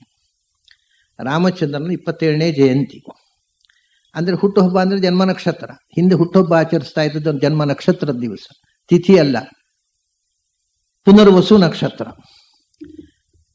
ಆ ಚೈತ್ರ ಮಾಸದ ಪುನರ್ವಸು ನಕ್ಷತ್ರದಲ್ಲಿ ಹುಟ್ಟುಹಬ್ಬ. ಒಂದು ಚೈತ್ರ ಮಾಸದ ಪುನರ್ವಸು ನಕ್ಷತ್ರದ ದಿವಸ ಸಭೆ ಕರೆದದ್ದು ರಾಮಚಂದ್ರನಿಗೆ ಪಟ್ಟಾಭಿಷೇಕ ಮಾಡುವುದಕ್ಕೆ ಜನಾಭಿಪ್ರಾಯ ಸಂಗ್ರಹ ಮಾಡಲಿಕ್ಕೆ. ದೊಡ್ಡ ರಾಜಕೀಯ ಮಾಡಿದ. ಅದಕ್ಕೆ ಅಂತ ಮೊದಲೇ ಹೇಳಿದರೆ ಗುಟ್ಟು ರಟ್ಟಾಗತ್ತೆ. ಇದು ಏನು ಗುಟ್ಟು ರಟ್ಟಾಗ್ಬಿಟ್ರೆ ಕಡೆಗೆ ಭರತನ ಪಟ್ಟಾಭಿಷೇಕ ಏನೋ ಗಲಾಟೆ ಆಗ. ಈ ಹೆದರಿಕೆ ಅವನಿಗೆ ನೋಡಿ, ಮದುವೆ ಸಮಯದಲ್ಲಿ ಭರತನಿಗೆ ಪಟ್ಟ ಕೊಡ್ತೇನೆ ಕೈಗೆ ಹೇಳಿಬಿಟ್ಟಿದ್ದಲ್ಲ, ಈ ಭಯದಿಂದ ಎಷ್ಟೆಲ್ಲ ತೊಂದರೆ ಅನುಭವಿಸಿದ ನೋಡಿ. ರಾಮನ ಪಟ್ಟಾಭಿಷೇಕವನ್ನು ಗುಟ್ಟಿನಲ್ಲಿ ಮಾಡಬೇಕು ಅಂತ. ಅದು ಬಹಿರಂಗ ಆಗಿಬಿಟ್ರೆ ಕೇಕೆ ದೇಶದಿಂದ ವಿರೋಧ ಬರುತ್ತೆ, ಕೈಕೇಯಿಯಿಂದ ಯಾರಿಂದೂ ವಿರೋಧ ಬರ್ಬೋದು, ಹೆದರಿ ಬಿಟ್ಟಿದ್ದ ಅವನು. ಅದಕ್ಕೇನು ಮಾಡಿದ, ಪಟ್ಟಾಭಿಷೇಕದ ಬಗ್ಗೆ ಚರ್ಚೆ ಮಾಡಲಿಕ್ಕೆ ಅಂತ ಕರೀಲಿಲ್ಲ ಸಭೆ. ಮತ್ತೆ ರಾಮನ ಜನ್ಮದಿನ ನೀವೆಲ್ಲ ಬರಬೇಕು ಅಂತ ಆಹ್ವಾನ ಮಾಡಿದ. ಹುಟ್ಟು ಹಬ್ಬದ ಉತ್ಸವಕ್ಕೆ ಆಹ್ವಾನ ಮಾಡಿದ. ನೋಡಿ ಏನೆಲ್ಲ ರಾಜಕೀಯ ಮಾಡಬೇಕಾಗತ್ತೆ. ಇವತ್ತು ಪುನರ್ವಸು ನಕ್ಷತ್ರ, ಇಡೀ ರಾಜ್ಯ ಅಲಂಕಾರ ಮಾಡಿಸಿದ್ದಾನೆ. ಯಾಕೆಂದ್ರೆ ಪಟ್ಟಾಭಿಷೇಕಕ್ಕೆ ಅಂತ ಮಾಡಿಸಿದ್ದು ಅದು ರಾಮನ ಹುಟ್ಟುಹಬ್ಬದ ನೆವದಲ್ಲಿ. ಅಯೋಧ್ಯೆ ಎಲ್ಲ ಅಲಂಕಾರ ಆಗಿದೆ. ಎಲ್ಲ ಪ್ರಮುಖರನ್ನ ಕರೆಸಿದ್ದಾನೆ. ಸಾಮಂತರಾಜರು, ಊರಿನ ಪ್ರಮುಖರು, ವಿದ್ವಾಂಸರು, ವ್ಯಾಪಾರಿಗಳು, ಎಲ್ಲ ಪುರ ಪ್ರಮುಖರನ್ನೆಲ್ಲ ಕರೆಸಿದ್ದಾನೆ. ಅಕ್ಕಪಕ್ಕದ ಅವನು ಸಾಮಂತರಾಜ ಎಲ್ಲ ಬಂದಿದ್ದಾನೆ. ಎಲ್ಲರಿಗೂ ಏನು ಹೇಳಿದ್ದು, ರಾಮನ ಹುಟ್ಟುಹಬ್ಬ ಇವತ್ತು, ತಾವೆಲ್ಲ ಬರಬೇಕು. ಸರಿ, ರಾಮನ ಹುಟ್ಟುಹಬ್ಬ ಪುನರ್ವಸು ನಕ್ಷತ್ರ ಅಂತ ಎಲ್ಲರೂ ಬಂದಿದ್ದಾರೆ. ಎಲ್ಲರಿಗೂ ಕರೆದಿದ್ದಾನೆ. ರಾಮನ ಹುಟ್ಟುಹಬ್ಬಕ್ಕೆ ಆದರೆ ಕೇಕೆ ದೇಶಕ್ಕೆ ಹೇಳಿಕೆ ಕೊಡಲಿಲ್ಲ. ಯಾಕೆಂದ್ರೆ ಇಲ್ಲಿ ಹುಟ್ಟುಹಬ್ಬ ದಿವಸ ಅವನು ಪ್ರಸ್ತಾವ ಮಾಡುವಂಥದ್ದು ಪಟ್ಟಾಭಿಷೇಕ. ಕೇಕೆ ದೇಶ ರಾಜನ ಮದುವೆ ಆಗುವಾಗ ಅಂತ ಹೇಳಿದ್ದು, ನನ್ನ ಮಗಳ ಮದುವೆ ಆಗುವ. ನತು ಕೇಕೆಯ ರಾಜಾನಂ ಜನಕಂಚನರಾಧಿಪ ತ್ವರಯಾ ಹ್ಯಾನಯ ಮಾಸ ಪಶ್ಚಾತ್ತೌ ಶ್ರೋಷ್ಯತ ಪ್ರಿಯಂ. ಏನು ಕಷ್ಟ ನೋಡಿ, ಕೇಕೆ ದೇಶದ ರಾಜನಿಗೆ ಆಹ್ವಾನ ಕೊಡಲಿಲ್ಲ ಅಂತೆ. ಮತ್ತೆ ಅವನು ಆಕ್ಷೇಪ ಮಾಡಿದರೆ, ಯಾಕಯ್ಯ ನನಗೆ ಯಾಕೆ ಕರೀಲಿಲ್ಲ ನೀನು ಅಂತ. ಅದಕ್ಕೆ ಏನು ಮಾಡಿದ, ಬರೀ ಕೇಕೆ ದೇಶ ರಾಜನಿಗೆ ಆಹ್ವಾನ ಕೊಡದೇ ಇದ್ರೆ ಅಪವಾದ ಆಗತ್ತೆ. ಅದಕ್ಕೆ ಜಾನಕಿಯ ತಂದೆ ಜನಕರಾಜನಿಗೂ ಆಹ್ವಾನ ಮಾಡಲಿಲ್ಲ. ಅಯ್ಯೋ, ನಮ್ಮ ಹುಡುಗಿ, ನಮ್ಮ ಸೊಸೆ, ಅವಳು ಪಟ್ಟಾಭಿಷೇಕ ಆಗುವಾಗ ಅವಳು ತಂದೆಗೆ ಆಹ್ವಾನ ಮಾಡ್ಲಿಕ್ಕೆ ಆಗ್ಲಿಲ್ರಿ, ಗಡಿಬಿಡಿ ಆಗೋಯ್ತು ಅಂತ ಹೇಳ್ಬೋದು. ಜನಕಂಚ ನರಾಧಿಪ ತ್ವರಯಾಹಿ. ಯಾಕೆಂದ್ರೆ ಮತ್ತೆ ಪಶ್ಚಾತ್ತವು ಶ್ರೋಷ್ಯದ ಪ್ರಿಯಂ, ಸಂತೋಷದ ಸುದ್ದಿಯನ್ನು ಮತ್ತೆ ತಿಳಿಸೋಣ ಅಂತ ಅವಸರ ಆಗೋಯ್ತು, ಗಡಿಬಿಡಿ ಆಯಿತು ಅಂತ ಹೇಳುವ ಅಂತ ನೆಪ ಮಾಡಿಕೊಂಡು ಇಬ್ಬರಿಗೆ ಮಾತ್ರ ಹೇಳಿಕೆ ಕೊಡಲಿಲ್ಲ. ಎಂಥ ಕಷ್ಟಗಳು ನೋಡಿ. ಒಂದು ಸಾಂಸಾರಿಕವಾದ ಸಾಮರಸ್ಯಕ್ಕೋಸ್ಕರ ಏನು ಒದ್ದಾಟ ಪಟ್ಟ ದಶರಥ, ಹೇಳಿಕೆ ಕೊಡಲಿಲ್ಲ. ತನ್ನ ಮಾವನಿಗೂ ಹೇಳಿಕೆ ಕೊಡಲಿಲ್ಲ, ರಾಮನ ಮಾವನಿಗೂ ಹೇಳಿಕೆ ಕೊಡಲಿಲ್ಲ. ಅಶ್ವಪತಿಗೆ ಕೇಕೆ ದೇಶಕ್ಕೆ ಆಹ್ವಾನ ಹೋಗಲಿಲ್ಲ, ಮತ್ತೆ ಎಲ್ಲ ಕಡೆ ಹೋಗಿದೆ. ಜನಕನಿಗೆ ಹೇಳಿಕೆ ಹೋಗಲಿಲ್ಲ. ಸರಿ ಆಯಿತು. ಸಾಯಂಕಾಲ ಸಭೆ, ಮಧ್ಯಾಹ್ನ ಹುಟ್ಟುಹಬ್ಬದ ಸಂಭ್ರಮದ ಊಟ ಆದ್ಮೇಲೆ ಸಂಜೆ ಸಭೆ ಕರೆದು ಮೆಲ್ಲ ಪ್ರಸ್ತಾವ ಮಾಡಿದ. ಏನು ಅಂದ್ರೆ, ಪಾಂಡುರಸ್ಯ ಆತಪತ್ರಸ್ಯ ಛಾಯಾಯಾಂ ಜರಿತಂ ಮಯಾ ಅಂತಾನೆ. ಬೆಳ್ಗೊಡೆಯ ಅಡಿಯಲ್ಲಿ ನನ್ನ ತಲೆಯೂ ಬೆಳ್ಳಗಾಯಿತು. ನೋಡಿ ಅವನು ಹೇಳುವ ರೀತಿ. ಶ್ವೇತಛತ್ರ, ಬೆಳ್ಗೊಡೆಯ ಅಡಿಯಲ್ಲಿ ನನ್ನ ತಲೆಯೂ ಬೆಳ್ಳಗಾಯಿತು. ಜೀರ್ಣಸ್ಯಾಸ್ಯ ಶರೀರಸ್ಯ ವಿಶ್ರಾಂತಿಂ ಅಭಿರೋಚೆ. ಈ ಮುಪ್ಪಿನ ದೇಹಕ್ಕೆ ವಿಶ್ರಾಂತಿ ಬೇಕು ಅಂದ್ರೆ ಉತ್ತರಾಧಿಕಾರಿಯನ್ನು ಆಯ್ಕೆ ಮಾಡಬೇಕು. ಪೀಠಿಕೆ ಸಾಯಂಕಾಲ ಮೆಲ್ಲ ಪೀಠಿಕೆ ಮಾಡಿದ. ಈ ಮುಪ್ಪಿನ ದೇಹಕ್ಕೆ ಇನ್ನು ದೇಶದ ಆಡಳಿತ ಮಾಡುವ ತ್ರಾಣ ಇಲ್ಲ, ನನಗೆ ವಿಶ್ರಾಂತಿ ಬೇಕು, ದಯವಿಟ್ಟು ನನಗೆ ವಿಶ್ರಾಂತಿ ಕೊಡಿ ಅಂತಂದ. ಇದೆಲ್ಲ ಅಂದ್ರೆ ರಾಮನ ಪಟ್ಟಾಭಿಷೇಕ ಯಾಕೆ ಮಾಡಿದ್ದೀನಿ, ನಾನಾಗಿ ಮಾಡಿದ್ದಲ್ಲಪ್ಪ, ಊರಿನವರು ಒತ್ತಾಯಕ್ಕೆ ಮಾಡಿದೆ ಅಂತ ಹೇಳಬೇಕಾಗಿದೆ ಅವನಿಗೆ. ಎಷ್ಟು ಕಷ್ಟ ನೋಡಿ. ಅದಕ್ಕೆ ಜನರ ಒತ್ತಡಕ್ಕೋಸ್ಕರ ಮಾಡಬೇಕು. ಜನರ ಅಭಿಪ್ರಾಯ ಮುಂದಿಟ್ಟ ತನ್ನ ಅಭಿಪ್ರಾಯವನ್ನು. ಜನರು ಹೇಳ್ತಾರೆ, ದಶರಥ ಒಳ್ಳೆಯ ಸಂತೋಷದ ವಿಷಯ, ನೀನು ಸೂಚನೆ ಮಾಡಿದ ನಮಗೂ ಇಷ್ಟ. ರಾಮಚಂದ್ರನನ್ನು ಸಿಂಹಾಸನ ಕುಳಿಸಿ ಅವನು ಯುವರಾಜ್ಯದಲ್ಲಿ ಅಭಿಷೇಕ ಮಾಡುವಂತ ಏಕಕಂಠದಿಂದ ಅಲ್ಲಿ ಸೇರಿದವರೆಲ್ಲ ಹೇಳ್ತಾರೆ. ಯಾಕೆ ಅಂದ್ರೆ, ರಾಮಚಂದ್ರ ಎಂಥವ ಇದ್ದ ನೋಡಿ. ಬರೇ ಒಂದು ವ್ಯಕ್ತಿಯ ಚಿತ್ರಣ ಮಾಡ್ತಾರೆ ವಾಲ್ಮೀಕಿ. ಏನು ಅಲಂಕಾರ ಇಲ್ಲ, ಸ್ವಭಾವೋಕ್ತಿ. ರಾಮಚಂದ್ರನೇ ನಮ್ಮ ದೇಶದ ನಾಯಕ ಆಗಬೇಕು ಅಂತ ಪ್ರತಿಯೊಂದು ಮನೆಯಲ್ಲಿಯೂ ಪ್ರತಿಯೊಬ್ಬರು ದೇವರ ಹತ್ರ ಪ್ರಾರ್ಥನೆ ಮಾಡ್ತಾ ಇದ್ದಾರಪ್ಪ ಅಂತ ಅಲ್ಲಿ ಸೇರಿದವರು ಒಂದು ತಮಾಷೆ ಹೇಳ್ತಾರೆ. ಎಲ್ಲರೂ ದೇವರ ಹತ್ರ ಪ್ರಾರ್ಥನೆ ಮಾಡುವಾಗ ಒಂದೊಂದು ವಯಸ್ಸಿನವರಿಗೆ ಒಂದೊಂದು ಪ್ರಾರ್ಥನೆ ಇರುತ್ತೆ. ಚಿಕ್ಕ ಮಕ್ಕಳು ದೇವರ ಪ್ರಾರ್ಥನೆ ಮಾಡೋದೇ ಬೇರೆ, ಯುವಕರು ದೇವರ ಪ್ರಾರ್ಥನೆ ಮಾಡೋದೇ ಬೇರೆ, ವಯಸ್ಸಾದವರು ವೃದ್ಧರು ಮಾಡೋದೇ ಬೇರೆ, ಗಂಡಸರು ಮಾಡೋದೇ ಬೇರೆ, ಹೆಂಗಸರು ಮಾಡೋದೇ ಬೇರೆ, ಪ್ರಾರ್ಥನೆಯಲ್ಲಿ ಬೇರೆ ಬೇರೆ ಇರುತ್ತೆ. ಈ ಚಿಕ್ಕ ವಯಸ್ಸಿನವರು ನಮ್ಮ ಮನೆಯಲ್ಲಿ ಮುದುಕರಿಗೆ ಬುದ್ಧಿ ಸರಿ ಇಲ್ಲ ದೇವರೇ ಒಳ್ಳೆ ಬುದ್ಧಿ ಕೊಡು. ಮುದುಕರು ಹೇಳ್ತಾರೆ ಈಗಿನ ಕಾಲದ ಹುಡುಗರು ನಾವು ಹೇಳಿದ ಅರ್ಥ ಆಗೋದೇ ಇಲ್ಲ ದೇವರೇ ಅವ್ರಿಗೆ ಒಳ್ಳೆ ಬುದ್ಧಿ ಕೊಡು. ಅವರು ಇವ್ರಿಗೆ ಬುದ್ಧಿ ಇಲ್ಲ ಅನ್ನೋದು, ಇವರು ಅವ್ರಿಗೆ ಬುದ್ಧಿ ಇಲ್ಲ ಅನ್ನೋದು. ದೇವರ ದಯದಿಂದ ಇಬ್ಬರಿಗೂ ಇರೋದಿಲ್ಲ, ಅದು ಬೇರೆ ವಿಷಯ. ಅದೇ ನಮಗಿಲ್ಲ ಅನ್ನೋದು ಇನ್ನೊಬ್ಬರು ಇಲ್ಲ ಅನ್ನೋದು ಗೊತ್ತಾಗುತ್ತೆ ನಮಗಷ್ಟೇ. ಹೀಗೆ ಏನೇನೋ ಪ್ರಾರ್ಥನೆ. ಮಕ್ಕಳಿಲ್ಲದವರು ನನಗೆ ಸಂತಾನ ಕೊಡುವಂತ, ಮಕ್ಕಳು ಹೆಚ್ಚಾದವರು ನಮ್ಮ ಮಕ್ಕಳು ಸಾಕಪ್ಪ ದೇವರೇ ಒಬ್ಬೊಬ್ಬರದು ಒಂದೊಂದು ಪ್ರಾರ್ಥನೆ. ಅಂತೂ ದೇವರ ಹತ್ರ ಎಲ್ಲರೂ ಒಂದೇ ಪ್ರಾರ್ಥನೆ ಮಾಡ್ತಾ ಇರಲಿಲ್ಲ. ವಾಲ್ಮೀಕಿ ಹೇಳ್ತಾರೆ, ರಾಮಾಯಣದ ಅಲ್ಲಿ ಈ ಕಾಲದಲ್ಲಿ ರಾಮಚಂದ್ರ ಅವನು ಪ್ರಬುದ್ಧನಾಗಿದ್ದಾಗ, ಅವನಿನ್ನೂ ಪಟ್ಟಾಭಿಷೇಕ ದಶರಥನ ಆಡಳಿತೆಯ ಕೊನೆಯ ಘಟ್ಟದಲ್ಲಿ ದೇಶದ ಪ್ರತಿಯೊಬ್ಬ ಮಕ್ಕಳಿಂದ ಹಿಡಿದು ಮುದುಕರ ತನಕ, ಗಂಡಸರು, ಹೆಂಗಸರು, ಯುವಕರು, ಯುವತಿಯರು, ವೃದ್ಧರು, ವೃದ್ಧೆಯರು ಎಲ್ಲರದ್ದು ಒಂದೇ ಪ್ರಾರ್ಥನೆ ಏನು ಅಂದರೆ, ನಾವು ಬದುಕಿದ್ದಾಗಲೇ ರಾಮ ಈ ದೇಶದ ರಾಜನಾಗಿ ನಮ್ಮನ್ನು ಆಳುವಂತಹ ಒಂದು ಭಾಗ್ಯವನ್ನು ನಮಗೆ ಕೊಡುವಂತ. ರಾಮೋ ರಾಮೋ ರಾಮ ಇತಿ ಪ್ರಜಾ, ಇದು ಪದ್ಮಪುರಾಣದ ಶ್ಲೋಕ. ರಾಮೋ ರಾಮೋ ರಾಮ ಇತಿ ಪ್ರಜಾನಾಂ ಅಭವನ್ ಕಥಾ. ಏನು ಮಾತಾಡಿದ್ರು ರಾಮ, ಏನು ಮಾತಾಡಿದ್ರು ರಾಮ, ರಾಮ ರಾಮ ರಾಮ, ಬೇರೆ ವಿಷಯವೇ ಇಲ್ಲ. ಇಷ್ಟು ಜನಪ್ರಿಯನಾಗ್ಬಿಟ್ಟ ರಾಮ. ಏನು ಮಾತಾಡ್ಬೇಕಾದ್ರೂ ರಾಮನ ವಿಷಯ ಬರದೆ ಮಾತಿಲ್ಲ. ಏನು ವಿಷಯ ತೆಗೆದ್ರು ಅಲ್ಲಿ ಕನ್ಕ್ಲೂಷನ್ ಆಗ್ಬೇಕಾದ್ರೆ ರಾಮ ಬರಬೇಕು. ಇಷ್ಟು ಜನಪ್ರಿಯರಾಗ್ಬಿಟ್ಟ ರಾಮ. ಇದರಿಂದ ಜನ ಹೇಳಿದರು, ಎಲ್ಲರ ಬಯಕೆ ಮಹಾರಾಜ. ಯಾಕೆಂದ್ರೆ ಒಬ್ಬ ದೇಶನ ನಾಯಕನಲ್ಲಿ ಎಂಥ ಗುಣಗಳು ಇರಬೇಕು. ನಾಯಕತ್ವವನ್ನು ಒಬ್ಬನಿಗೆ ನಾವು ಕೊಡ್ತೇವೆ, ನಮ್ಮನ್ನು ಆಳು, ಎಂಥ ಗುಣಗಳಿರಬೇಕು. ಅವರು ಹೇಳಿರತಕ್ಕಂಥ ವಾಲ್ಮೀಕಿ ಅದನ್ನು ಉಲ್ಲೇಖ ಮಾಡಿರತಕ್ಕ ಕೆಲವು ರಾಮಚಂದ್ರನ ಅಸಾಧಾರಣ ಗುಣಗಳನ್ನು ನಾವು ನೋಡೋಣ ಇವತ್ತು. ಆ ಪ್ರಜೆಗಳು ಒಂದು ಮಾತು ಹೇಳ್ತಾರೆ, ವ್ಯಸನೇಶು ಮನುಷ್ಯಾಣಾಂ ಭೃಶಂ ಭವತಿ ದುಃಖಿತಃ ಉತ್ಸವೇಶು ಚ ಸರ್ವೇಷು ಪಿತೇವ ಪರಿತುಷ್ಯತಿ. ಇದು ಆ ಜನರು ಹೇಳಿದ ಮುಖ್ಯವಾದಂಥ ಒಂದು ಸಂಗತಿ. ದೇಶವನ್ನ ಆಳುವವನಿಗೆ ಇರಬೇಕಾದ ಒಂದು ಗುಣ ಏನು? ವ್ಯಸನೇಶು ಮನುಷ್ಯಾಣಾಂ ಭೃಶಂ ಭವತಿ ದುಃಖಿತ. ಅವನ ಆಡಳಿತದಲ್ಲಿ ದೇಶದ ಯಾವುದೋ ಒಂದು ಮೂಲೆಯಲ್ಲಿ ಯಾರೋ ಒಬ್ಬನಿಗೆ ದುಃಖ ಆದರೂ ಇವನ ಅರಮನೆಯಲ್ಲಿ ಕಣ್ಣೀರು ಸುರಿಸ್ಬೇಕು. ಅಯ್ಯೋ, ನನ್ನ ಪ್ರಜೆ ಒಬ್ಬ ದುಃಖಿಸ್ತಾ ಇದ್ದಾನೆ.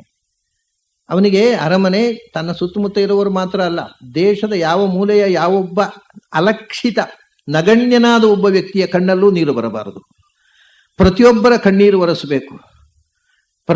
ಯಾವೊಬ್ಬ ಪ್ರಜೆಯ ಕಣ್ಣಲ್ಲಿ ನೀರು ಬಂದರೂ ಅದು ಪ್ರತಿಫಲಿಸ್ತಾ ಇತ್ತಂತೆ ರಾಮನ ಕಣ್ಣಲ್ಲಿ. ಅವನು ಕಂಡು ಅಯ್ಯೋ ಪಾಪ ಕಷ್ಟಪಡ್ತಾರೆ, ಅಯ್ಯೋ ಪಾಪ ಕಷ್ಟಪಡ್ತಾರೆ ಅಂತ ಇನ್ನೊಬ್ಬರ ದುಃಖಕ್ಕೆ ಕಣ್ಣೀರು ಸುರಿಸಿಬಿಡೋನಂತೆ ರಾಮ. ಇಂಥವನಲ್ಲದೆ ಇನ್ಯಾರು ದೇಶದ ನಾಯಕ ಆಗಬೇಕು? ವ್ಯಸನೇಶು ಮನುಷ್ಯಾಣಂ, ಪ್ರಜೆಗಳ ದುಃಖಕ್ಕೆ ದುಃಖಿತ ಭವತಿ. ತಾನು ದುಃಖ ಪಡ್ತಾ ಇದ್ದ, ಪ್ರಜೆಗಳ ಕಣ್ಣೀರು ಒರೆಸುವುದೇ ನನ್ನ ಜೀವನ ಧರ್ಮ ಅಂತ ರಾಮಚಂದ್ರ ತಿಳ್ಕೊಂಡಿದ್ದಾನೆ. ಅಂಥವನು ಪ್ರಜಾಪತಿ ಆಗಬೇಕು, ಪ್ರಜೆಗಳ ನಾಯಕ ಆಗಬೇಕು. ಇದು ಒಂದು ಮುಖ. ಆಮೇಲೆ ಉತ್ಸವೇಶು ಚ ಸರ್ವೇಶು ಪಿತೇವ. ಯಾರಿಗಾದರೂ ಒಬ್ರಿಗೆ ಏನೋ ಒಂದು ಸಂತೋಷ ಆಯಿತು ಅಂತಂದರೆ, ಯಾರೋ ಒಬ್ಬನಿಗೆ ಅವನು ಸಂಬಂಧಪಟ್ಟವರು ಬೇಕಿಲ್ಲ, ಪಿತೇವ ಪರಿತುಷ್ಯತಿ ಅಂತ. ಮಕ್ಕಳು ಅಭಿವೃದ್ಧಿ ಹೊಂದಿದರೆ ತಂದೆ ಹೇಗೆ ಸಂತೋಷ ಪಡ್ತಾನೆ, ಹಾಗೆ ದೇಶದ ಪ್ರಜೆ ಯಾರು ಅಭಿವೃದ್ಧಿ ಹೊಂದಿದರೂ ಮಹಾ ಸಂತೋಷ ರಾಮನಿಗೆ. ಇನ್ನೊಬ್ಬರ ಸಂತೋಷಕ್ಕೋಸ್ಕರ ಖುಷಿ ಪಡುವವನು, ಇನ್ನೊಬ್ಬರ ದುಃಖಕ್ಕೋಸ್ಕರ ಕರಗುವವನು ದೇಶದ ನಾಯಕ ಆಗಬೇಕು. ರಾಮಚಂದ್ರನಲ್ಲಿ ಆ ಗುಣ ಇದೆ. ಸಾಮಾನ್ಯ ಮನುಷ್ಯದ್ದೇನು ಗೊತ್ತುಂಟ, ಇನ್ನೊಬ್ಬರು ದುಃಖ ಪಟ್ಟಕೊಳ್ಳೆ ಅದಾಗಬೇಕು, ಮಾಡಿದ್ದಿಂತಾನೆ ಇದು ಇರೋದು ನಾವು, ಅದಾಗಬೇಕು. ಮತ್ತೆ ಎಲ್ಲರೂ ಮಾಡಿದ್ದೇ ತಿನ್ನೋದು, ನಾವು ಮತ್ತೆ ಏನು ತಿನ್ನೋದು, ಅದಾಗಬೇಕು ಮಾಡಿದ್ದು ತಿಂತಾನೆ ಅಂದರೆ ಎಲ್ಲರೂ ಮಾಡಿದ್ದೇ ತಿನ್ನೋದು. ಆದರೆ ಇಂಥ ಒಂದು ಕೆಟ್ಟ ಉದ್ಗಾರ ಮನುಷ್ಯನಲ್ಲಿ ಸಹಜವಾಗಿ. ಇನ್ನೊಬ್ರು ಕಷ್ಟದಲ್ಲಿದ್ದಾಗ ಹೌದು ಮಾಡಿ ತಿನ್ಬೇಕು ಮತ್ತೆ ಕುಶಾಲ ಅಂತ ನಾವು ಕಮೆಂಟ್ ಮಾಡ್ತೇವೆ. ಇನ್ನೊಬ್ಬರ ದುಃಖ ಬರುವಾಗ ನಮ್ಮ ಕಣ್ಣಲ್ಲಿ ನೀರು ಬರೋಲ್ಲ. ರಾಮಚಂದ್ರ ಇನ್ನೊಬ್ಬರ ದುಃಖಕ್ಕೆ ಕರಗ್ತಾ ಇದ್ದ. ಆಮೇಲೆ ಇನ್ನೊಬ್ಬರು ಏನೋ ಸಂತೋಷ ಆದರೆ, ಇನ್ನೊಬ್ರಿಗೆ ಏನಾದರೂ ಒಂದು ಬಹುಮಾನ ಬಂದರೆ ಅಯ್ಯೋ ನನಗೆ ಬರಬಾರ್ದಿತ್ತಾ, ಅವ್ರಿಗೆ ಬಂತಲ್ಲ ಅಂತ ಸಂಕಟ ನಮಗೆ. ರಾಮಚಂದ್ರ ಅಲ್ಲ, ಇನ್ನೊಬ್ಬರಿಗೆ ಏನಾದರೂ ಅನುಕೂಲ ಆದಾಗ ತಾನು ಖುಷಿ ಪಡುವವನು, ಇನ್ನೊಬ್ಬರಿಗೆ ಕಷ್ಟ ಆದಾಗ. ಇದು ಮನುಷ್ಯನಲ್ಲಿ ಇರಬೇಕು. ಇದಕ್ಕೆ ಮರ್ಯಾದಾ ಪುರುಷೋತ್ತಮ ಅಂತ. ನಾವು ಹೇಗೆ ಮನುಷ್ಯರು ಬದುಕಬೇಕು ಅಂತ ತೋರಿಸಿದವ ರಾಮಚಂದ್ರ. ಅದನ್ನು ಮೊದಲವರು ಹೇಳುವ ಗುಣ ಇದು. ಇನ್ನೊಬ್ಬರ ದುಃಖಕ್ಕೆ ಕರಗುವವನು ರಾಮಚಂದ್ರ. ಇನ್ನೊಬ್ಬರು ಸುಖ ಪಟ್ಟರೆ ಸಂತೋಷ, ಚೆನ್ನಾಗಿದ್ದಾರೆ ಅವರು ಸಂತೋಷ. ಇನ್ನೊಬ್ಬರ ಸಂತೋಷವನ್ನು ಕೇಳಿ ಖುಷಿ ಪಡುವವನು, ಇನ್ನೊಬ್ಬರ ದುಃಖವನ್ನು ನೋಡಿ ಕರಗುವವನು ದೇಶದ ನಾಯಕ ಆಗಬೇಕು. ರಾಮನಲ್ಲಿ ಆ ಗುಣ ಇದೆ. ಅವನನ್ನು ರಾಜನನ್ನಾಗಿ ಮಾಡು. ಪತಂಜಲಿ ಒಂದು ಮಾತು ಹೇಳ್ತಾನೆ, ಮನುಷ್ಯನ ಜೀವನದಲ್ಲಿ 4 ಗುಣಗಳು ಬೇಕು ಅಂತ. ರಾಮಚಂದ್ರ ಅದನ್ನು ಮಾಡಿ ತೋರಿಸುವ ಅಂತ. ಮೈತ್ರಿ, ಕರುಣಾ, ಮುದಿತತಾ, ಉಪೇಕ್ಷಾ, ಚತಸ್ರ ಚಿತ್ತವೃತ್ತಯ ಅಂತ. 4 ಚಿತ್ತವೃತ್ತಿ ಅಂತ. ಅದು ರಾಮಚಂದ್ರನಲ್ಲಿ ಪೂರ್ಣ ಪ್ರಮಾಣದಲ್ಲಿ ವಾಲ್ಮೀಕಿ ಚಿತ್ರಣ ಮಾಡಿದ್ದಾರೆ. ಒಂದು ಮೈತ್ರಿ, ಒಳ್ಳೆಯವರನ್ನ ನೋಡಿ ಸ್ನೇಹ ಮಾಡು, ಮೈತ್ರಿ. ಕರುಣ, ಕಷ್ಟದಲ್ಲಿದ್ದವರನ್ನು ಕಂಡು ಕರಗು. ಮುದಿತತ, ಸಂತೋಷದಲ್ಲಿರುವವನ್ನು ಕೊಡಿ ಖುಷಿ ಪಡು. ಉಪೇಕ್ಷ, ದುರ್ಜನರನ್ನು ಕಂಡು ದೂರ ಮಾಡು, ಅವ್ರದ್ದು ಹೋಗಿ ಫೈಟಿಂಗ್ ಏನಿಲ್ಲೋದಲ್ಲ, ಬಿಟ್ಟುಬಿಡು, ಅವಾಯ್ಡ್ ದೆಮ್, ಶನ್ ದೆಮ್. 4 ಸಾಕು, ಇನ್ನೇನು ಬೇಡ. ನಾವು ಚೆನ್ನಾಗಿ ಬದುಕಲಿಕ್ಕೆ ಈ 4 ಗುಣಗಳು ಸಾಕು ಅಂತ. ರಾಮಚಂದ್ರ ಇದರ ಸಾಕಾರ ಮೂರ್ತಿಯಾಗಿದ್ದ. ಯಾರು ಎಲ್ಲಿ ಒಳ್ಳೆಯತನ ಇದೆ ಅದರ ಸ್ನೇಹ ಮಾಡು, ಮೈತ್ರಿ. ಎಲ್ಲಿ ದುಃಖ ಇದೆ ಅದನ್ನು ಕಂಡು ಕರಗು, ಮೈತ್ರಿ ಕರುಣ. ಎಲ್ಲಿ ಇನ್ನೊಬ್ಬರ ಮನೆಯಲ್ಲಿ ಸಂತೋಷ ಕಂಡಾಗ ನೀನು ಅರಳಬೇಕು ಖುಷಿಯಿಂದ, ಮುದಿತತ. ಎಲ್ಲಿ ದೌರ್ಜನ್ಯ ಇದೆ ಅದನ್ನು ಉಪೇಕ್ಷೆ ಮಾಡು, ಅದನ್ನು ಸಮರ್ಥನೆ ಮಾಡ್ಲಿಕ್ಕೆ ಹೋಗಬೇಡ, ಅಥವಾ ಅವರ ಹತ್ರ ಜಗಳ ಮಾಡ್ಲಿಕ್ಕೆ ಹೋಗಬೇಡ. ಶನ್ ದೆಮ್, ಅವಾಯ್ಡ್ ದೆಮ್. ರಾಮಚಂದ್ರ ಅದನ್ನ ಎಲ್ಲವನ್ನ ಜೀವನದಲ್ಲಿ ಮಾಡಿ ತೋರಿಸಿದವ. ಹಾಗಾಗಿ ಅವನು ನಾಯಕ ಆಗಬೇಕು. ಅವನು ದೌರ್ಜನ್ಯ ಬಂದಾಗ ದೌರ್ಜನ್ಯವನ್ನ ತಿರಸ್ಕಾರ ಮಾಡಿ ಅದನ್ನ ನಾನು ದೂರ ಇಟ್ಟೆ ಹೊರತು ಅದನ್ನ ಮತ್ತೆ ಎಲ್ಲಿ ತನಕ ಅಂದ್ರೆ ರಾವಣನ ಬಗ್ಗೆ ಕೂಡ ರಾಮ ಹೇಳೋದು, ಯಾರಾದರೂ ರಾವಣನ ಬೈದರೆ, ಸ್ವಾಮಿ ನನಿವಸಂತಿ ಏಕತ್ರ ಸರ್ವೇ ಗುಣ, ಯಾರೂ ಸರ್ವಗುಣ ಪರಿಪೂರ್ಣರಿಲ್ಲ. ನೀವು ಬರೇ ರಾವಣನ ದೋಷ ಮಾತ್ರ ಯಾಕೆ ನೋಡ್ತೀರಿ? ಅವನಲ್ಲಿ ಒಳ್ಳೆತನ ಇರಲಿಲ್ವ? ಅದನ್ನು ಗುರುತಿಸಿ ಅಂತ ಹೇಳಿ ಕಳಿಸಿಬಿಡು. ಇನ್ನೊಬ್ಬರ ದೋಷವನ್ನ ಯಾವತ್ತೂ ಹೇಳಿದವನಲ್ಲ. ದುರ್ಜನರನ್ನು ತಂದರು, ಅವರಲ್ಲಿ ಒಳ್ಳೆ ಗುಣಗಳಿಲ್ವಾ? ಅದನ್ನು ನಾವು ಗ್ರಹಿಸೋಣ, ಕೆಟ್ಟದನ್ನು ಯಾಕೆ ಯೋಚಿಸಬೇಕು ಅಂತ ಹೇಳ್ಬಿಟ್ಟು ಈ ಥರದ ರಾಮಚಂದ್ರ. ಇಲ್ಲದೆ ಇದ್ರೆ ಯಾವನೇ ಆದರೂ ಕೈಕೇಯಿ ಅಂತ ಮಲತಾಯಿಯನ್ನು ಪ್ರೀತಿಸ್ತಿದ್ನ. ಕೈಕೇಯಿ ನನಗೆ ರಾಜ್ಯ ಸಿಗಬೇಕಾಗಿತ್ತು, ನನ್ನನ್ನು ಕಾಡು ಪಾಲು ಮಾಡಿದ್ಲು, ನಾನು ಮರೆಯೋಲ್ಲ ಅವಳನ್ನು, ಹೇಳ್ತಿದ್ನೋ ಇಲ್ಲೋ ಯಾವನೇ ಆದರೂ. ಭರತ ಹೇಳಿದ ರಾಜ್ಯ ಕೊಟ್ಟದ್ದಕ್ಕೆ, ನಿನ್ನಂಥ ತಾಯಿಯ ಮಗನಾಗಿ ಹುಟ್ಟಿದ್ದಕ್ಕೆ ನನಗೆ ನಾಚಿಕೆ ಆಗುತ್ತೆ ಅಂತ ಹೇಳಿದ, ನನ್ನ ಮರ್ಯಾದೆ ತೆಗೆದೆ ಅಂತ ಹೇಳಿದ. ಆದರೆ ರಾಮಚಂದ್ರ ಒಂದು ದಿವಸವೂ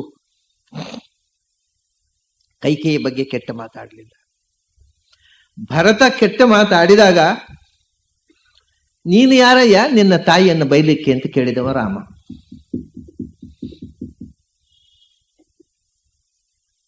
ಮುಂದೆ ಒಂದು ಪ್ರಸಂಗ ಬರ್ತದೆ, ನಮಗೆ ಹಿಂದೆ ಮುಂದೆ ಇಲ್ಲ, ಯಾವ್ದು ಬಂತೋ ಆವಾಗ ಹೇಳೋದು ಅಷ್ಟೇ. ಭರತ ರಾಮನನ್ನ ಮರಳಿ ಕರ್ಕೊಂಡು ಬರಬೇಕು ಅಂತ ಹೋದ. ಮರಳಿ ಕರ್ಕೊಂಡು ಬರಬೇಕು ಅಂತ ಹೋದಾಗ ರಾಮಚಂದ್ರ ಬರೋಲ್ಲ ಅಂತ ಹೇಳಿದ. ಕಡೆಗೆ ಅವನು ಭರತ ಚಿನ್ನದ ಪಾದುಕೆ ಹಿಡ್ಕೊಂಡು ಹೋಗಿದ್ದ. ಅದರಲ್ಲಿ ರಾಮನ ಮೊದಲೇ ಆ ಚಿನ್ನದ ಪಾದುಕೆಯಲ್ಲಿ ರಾಮನನ್ನು ಏರಿಸಿ ಅವನ ಪಾಲಕಿಯಲ್ಲಿ ಮೆರವಣಿಗೆಯಲ್ಲಿ ಕರ್ಕೊಂಡು ಬರಬೇಕು ಅಂತ. ಕಡೆಗೆ ರಾಮ ಬರುವುದಿಲ್ಲ ಹೇಳಿದ್ಮೇಲೆ ಆ ಪಾದುಕೆ ಮೇಲೆ ಆದ್ರೂ ನಿನ್ನ ಪಾದ ಇಟ್ಟು ಕೊಡು ಅಂತ ತಗೊಂಡ. ಪಾದುಕೆಯ ಮೇಲೆ ಕಾಲಿಟ್ಟು ನಿನ್ನ ಪಾದುಕೆಯನ್ನು ಕೊಡು, ಅದನ್ನು ಸಿಂಹಾಸನದಲ್ಲಿ ಇಡ್ತೀವಿ. ರಾಮಚಂದ್ರ ಏನು ಹೇಳಿದ ಗೊತ್ತಾ? ನಾನು ಪಾದುಕೆಯ ಮೇಲೆ ಕಾಲಿಟ್ಟು ನಿನಗೆ ಪಾದುಕೆಯನ್ನು ಕೊಡಬೇಕಾಗಿದ್ದರೆ ನನಗೆ ಮೊದಲು ಒಂದು ಮಾತು ಕೊಡು. ಏನು? ತಾಯಿಯನ್ನ ಬೈಯುವುದಿಲ್ಲ, ಹಂಗಿಸುವುದಿಲ್ಲ, ನಿಂದಿಸುವುದಿಲ್ಲ ಇನ್ನು ಮೇಲೆ ಅಂತ ಮಾತು ಕೊಡು. ಬೇರೆ ಯಾರಾದ್ರೂ ಖುಷಿ ಪಡ್ತಿದ್ರು, ನನ್ನನ್ನು ಕಾಡಿ ಕಳಿಸಲಿ, ಈಗ ಮಗನೇ ಎದುರು ನಿಂತ, ಅದಾಗಬೇಕು ಅಂತ ಹೇಳ್ತಿದ್ದೆವು.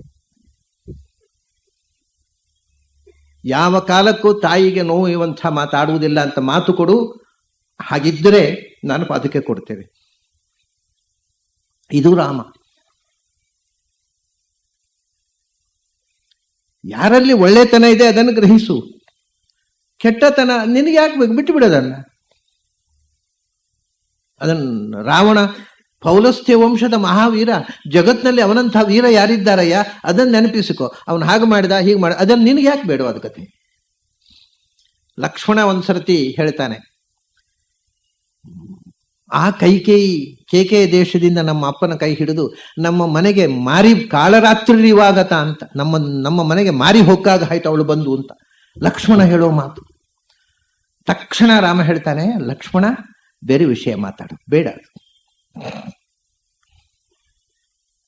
ಯಾವತ್ತೂ ಯಾರ ಬಗ್ಗೆಯೂ ಟೀಕೆ ಮಾಡಿದರೆ ರಾಮ ಸಹಿಸ್ತಿರ್ಲಿಲ್ಲ. ಇನ್ನೊಬ್ಬರ ಬಗ್ಗೆ ಸಣ್ಣ ಮಾತು ಆಡಿದವನಲ್ಲ, ಇನ್ನೊಬ್ಬರು ಆಡಿದರೆ ಸಹಿಸಿದವನಲ್ಲ. ಇಂಥವನಲ್ಲಿ ಇನ್ಯಾರು ದೇಶದ ನಾಯಕನಾಗಬೇಕು?